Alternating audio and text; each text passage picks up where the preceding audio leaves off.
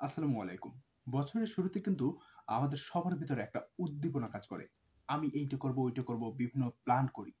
আপনি এই প্ল্যানগুলো মাথায় না রেখে এরকম একটা নোটপ্যাড নিন এবং লিখে ফেলুন। কলম নিয়ে লিখে ফেলুন। আপনি যখন এই নোটপ্যাডগুলোয় লিখে ফেলবেন এবং সেটা হতে পারে আপনার এই দেয়ালে টানিয়ে রাখুন। তাহলে দেখবেন কি আপনি যখন হাঁটবেন ওই দেয়াল থেকে তখন আপনার মনে হবে না ওইটা আমি করব।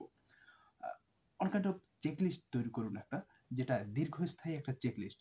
যেই চেকলিস্ট দেখে আপনি আপনার বছরের যে শুরুর দিকের যে উদ্দীপনা, যেই আগ্রহ, ওই আগ্রহটা বছরের একদম শেষ পর্যন্ত একদম জানুয়ারি মাসের যে একটা আগ্রহ সেটা আপনি ডিসেম্বর মাসে নিয়ে আসুন। তাহলে দেখবেন ওই আপনার বছরটা, পুরো বছরটা কিন্তু আপনার ভালো যাবে এবং নতুন কিছু শেখার চেষ্টা করুন নতুন বছরে। যেমন আমি শিখছি একটা ভাষা শিখছি, ফ্রেঞ্চ ভাষা শিখছি।